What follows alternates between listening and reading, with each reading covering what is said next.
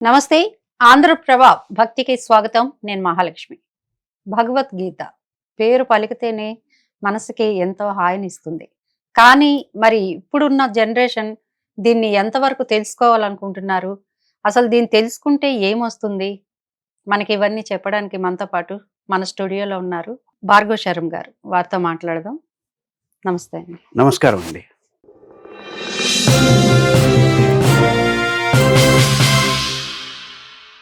భగవద్గీత అంటే మేము ఈ మధ్య కాలంలో ఎక్కడ సెంటర్స్ అంటే జంక్షన్ లాగా ఉంటాయో వాటి దగ్గర ఇస్కాన్ వాళ్ళు నుంచొని భగవద్గీతని వాళ్ళు ప్రచారం చేయడం ఇవి ఎక్కువగా చూస్తూనే ఉన్నాం. అది తీసుకునే వాళ్ళు లేరు, చదివే వాళ్ళు లేరు. అసలు భగవద్గీతని చదవాలి, ఎందుకు చదవాలి? అసలు ఇటువంటి పరిస్థితి ఎందుకు వచ్చింది? భగవద్గీతలో అమూల్యమైనటువంటి అంశాలు ఉన్నాయి అని ప్రతి ఒక్కరికి తెలుసు, కానీ చదవరు.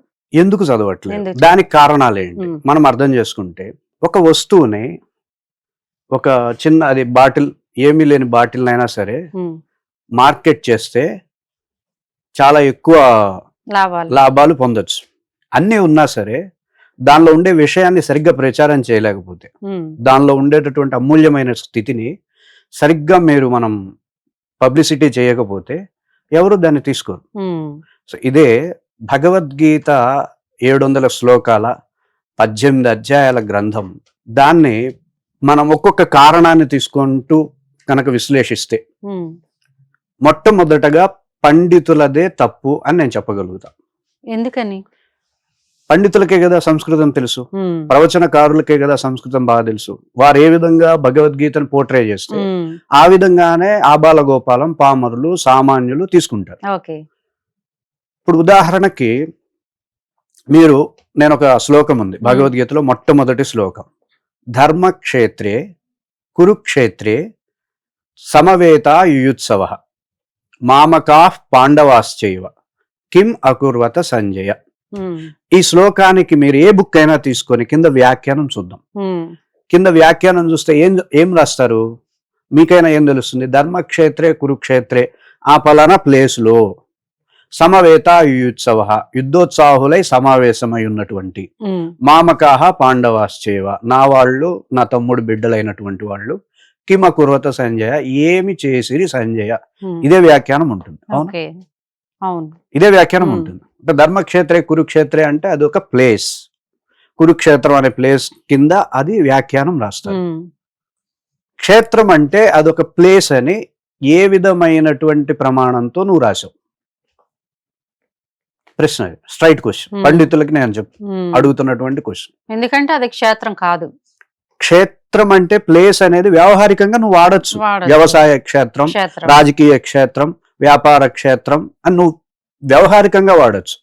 కానీ భగవద్గీత ప్రకారం భగవద్గీతలో ఉండేటటువంటి శబ్దాలకి క్షేత్రం అనగానే అదొక వ్యవసాయ క్షేత్రం లాగా అదొక ప్లేస్ అని నువ్వు ఏ ప్రమాణంతో రాసావు? టెర్మినాలజీ అనేది ఒకటి ఉంటుంది. ఇప్పుడు యూట్యూబ్ మీడియా ఉంది, దానికి ఒక టెర్మినాలజీ ఉంటుంది. డాక్టర్స్ ఉంటారు, వాళ్ళ టెర్మినాలజీ ఉంటుంది. ఒక్కొక్కసారి శబ్దాలు కలిసినప్పటికీ అర్థాలు వేరవుతాయి. అవునా? అవును సార్. సో ఇప్పుడు భగవద్గీత టెర్మినాలజీ ప్రకారం క్షేత్రం అంటే నువ్వు ఈ ప్లేస్ అనే అర్థం ఎలా తీసుకున్నావు? ఏ ప్రమాణాన్ని అనుసరించి తీసుకున్నావు? వ్యవహారికంగా తీసుకోవడం తప్పు. భగవద్గీతలో ఎక్కడైనా చెప్పారా క్షేత్రం అంటే ప్లేస్ అని చెప్పారని?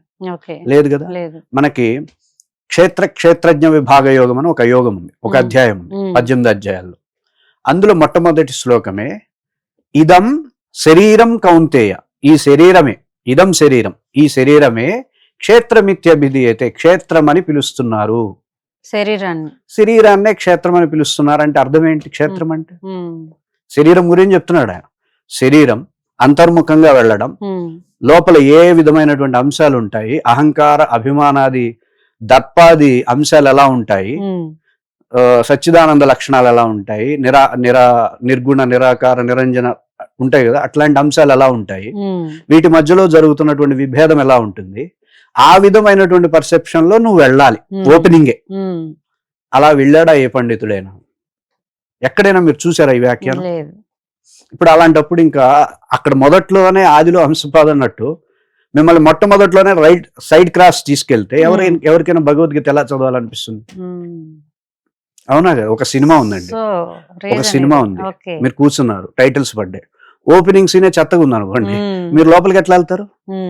ఓపెనింగ్ సీనే ధర్మక్షేత్రే కురుక్షేత్రే ఉన్నది ఒకటే వ్యవస్థ, అది రెండుగా విడిపడింది, దానికి కారణాలు ఏంటో తెలుసుకోవాలి, అది ఒకటిగా ఉన్నప్పుడే నువ్వు అన్నిటినీ పొందగలుగుతావు అనేటటువంటి ఒక అద్భుతమైన అంశం ఆ శ్లోకంలో చెప్పబడింది. ఇప్పుడు మీరు అడగచ్చు, ఆ అర్థం ఆ శ్లోకంలో ఉందని నువ్వు ఎలా చెప్తావు నన్ను అడగచ్చు. చివరి శ్లోకం ఏంటి? ఎత్ర యోగేశ్వర కృష్ణ ఎత్ర పార్థో ధనుర్ధర తత్ర శ్రీర్ విజయోర్భూతి ధ్రువానీతిర్మతిర్మమ. ఎక్కడైతే స్వామి, ఎక్కడైతే అర్జునుడు, వీళ్ళిద్దరు ఒక చోటే ఉండాలి. ఆయన ఒక చోట హైదరాబాద్ లో, ఈయన ఒక చోట ఆంధ్రప్రదేశ్ లో ఉంటే కాదు. ఎక్కడైతే అర్జునుడు, ఎక్కడైతే కృష్ణుడు, ఇద్దరు ఒక చోట ఉండాలి. అంటే ఏంటి? ఒకటే అయి ఉండాలని అర్థం. సో అంటే ఏంటి? విడిపడిపోయిన వియోగం కాదు, కావాల్సింది యోగం. యోగేశ్వర అంటే ఒకటే అయిపోవాలి, రెండుగా విడిపోయి సంథింగ్ ఎక్స్ అనేది విడిపడిపోయిందండి. ఆ విడిపడిపోవడం వల్ల వ్యక్తికి రకరకాల సమస్యలు, రకరకాల బాధలు, రకరకాల క్లేశాలు, రకరకాల కష్టాలు, రకరకాల సమస్యలు వస్తున్నాయి. అది అక్కడ ఉండేటటువంటి విషయం. ఎప్పుడైతే ఆ రెండు ఒకటే అయిపోతాయో, అది ఆత్మ పరమాత్మ సంయోగం అనుకోండి, జీవాత్మ పరమాత్మ సంయోగం అనుకోండి, అహంకారం పోయి పరమాత్మతో లీనం, ఏదైనా అనుకోండి, రెండు ఒకటి అవ్వాలి. రెండు ఒకటయ్యే దిశగా నువ్వు భగవద్గీతలో ఉండే 700 శ్లోకాలని నువ్వు సరిగ్గా వ్యాఖ్యానం చేస్తే ప్రతి ఒక్కరు ఎందుకు చదవరు? నెత్తిని పెట్టుకుంటారు కదా. ఆ విధమైనటువంటిది సమాజంలో లోపించింది. సో మొత్తానికి పండితులది తప్పు అంటారు మీరు? 100%, 99% పండితులది తప్పు. పండితులు సరిగ్గా వ్యాఖ్యానం చేస్తే ఎందుకు మామూలు మనలాంటి వాళ్ళు, మనకేం తెలుస్తుంది? మనలాంటి వాళ్ళకి ఏం తెలుస్తుంది? భగవద్గీత చదవాలని ఎంతమందికి లేదు చెప్పండి? ఉంటుంది. నేను 15 years రీసెర్చ్ ఎక్స్పీరియన్స్, క్రియాయోగ ఇవన్నీ సెషన్స్. చాలా మంది తల్లిదండ్రులకి పిల్లలకి భగవద్గీత చెప్పాలని ఉంది. మరి మీకు ఇంత రీసెర్చ్ చేశారు కదా, మీరు అందరికి చదువుకునే భాషలో మీరు రాయొచ్చు కదా? నేను రాయొచ్చు, కాకపోతే అక్కడ వాళ్ళవి ప్రచారం అయిపోయినాయి, ప్రచారాలు అవి బ్లడ్ లో కలిసిపోయినాయి. ఇప్పుడు ఒక విషయాన్ని, ఒక మంచి వ్యక్తిని ఇది ఇంతే, ఇది ఇంతే, ఇది ఇంతే అని ప్రజల మనోభావాల్లో పడితే, ఇప్పుడు నాలాంటోడు భగవద్గీత అది కాదురా, దానిలో ఇంకా చాలా విశేషమైన అంశాలు ఉన్నాయి, నీకు ఉపయోగపడే ఉన్నాయి, నువ్వు బాగుపడడానికి కావాల్సిన అన్ని అందులో ఉన్నాయి, నువ్వు ఎదగడానికి కావాల్సిన అన్ని అంశాలు ఉన్నాయి, నీ సమస్యకు పరిష్కారం ఉంది అందులో అన్న అలాంటోడు ఎంత మాట్లాడితే ఏం ప్రయోజనం? స్వామీజీల దగ్గర నుండి విద్వాంసుల వరకు, పండితుల వరకు, గాయకులు, ప్రతి ఒక్కళ్ళు భగవద్గీతను ప్రచారం చేసిన ప్రతి ఒక్కళ్ళు, నేను చెప్తున్నాను, ధర్మక్షేత్రే కురుక్షేత్రే సమవేత యుత్సవ అంటే కింద వ్యాఖ్యానం, నీ శరీరమే క్షేత్రం అంటే నీ శరీరంలోనే అన్ని అంశాలు ఉన్నాయి, బయట కులాల గురించి చెప్పలేదు. కులాలు ఎక్కడి నుండి వచ్చినాయండి? అసలు చాతుర్వర్ణ్యం మయా సృష్టి అంటే కులాలని నేను విభజించానంటే ఎక్స్టర్నల్ వెళ్ళిపోవా? క్షేత్రం అంటే శరీరం, అంటే శరీరం లోపల ఉండే వర్ణ వ్యవస్థ వేరుంటుంది, అది నువ్వు చెప్పాలి. శరీరంలో ఉన్న వర్ణ వ్యవస్థ ఏంటి? దేహము, మనస్సు, బుద్ధి, ఆత్మ, అది చెప్పాలి నువ్వు.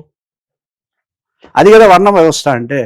ఆయన కులాలని కనిపెట్టాడు, భగవద్గీత కులాలని కనిపెట్టారు కాబట్టి భగవద్గీత చదువుకోకూడదు అని చెప్పి గవర్నమెంట్ వాళ్ళు భగవద్గీతని తీసేసే పరిస్థితికి వచ్చింది. ఇంత జరుగుతూ ఉంటే ఇది పండితులది, గాయకులది, ప్రచారకర్తలది కాదని ఎలా అంటారు? సామాన్యులది కాదు. సామాన్యులకి భగవద్గీత చదవాలని ఉంటుంది, లేకపోతే వేల వేల మంది భగవద్గీతకి ఎందుకు వస్తారు? భగవద్గీత ఏదో విధంగా వాళ్ళకి అర్థం తెలియపోయినా, భావం తెలియపోయినా, ఏదో స్వామి గురించి మాట్లాడుకోవాలి, శ్లోకాలుగా చెప్పుకుంటే పుణ్యం వస్తుందని ప్రతి ఒక్కళ్ళకి ఉత్సాహం ఉంది. ఆ ఉత్సాహాన్ని ఈ వ్యాఖ్యానాలు, ఈ పండితులు, వ్యాఖ్యానకారులు నీరుగారుస్తున్నారన్న మాట సత్యం.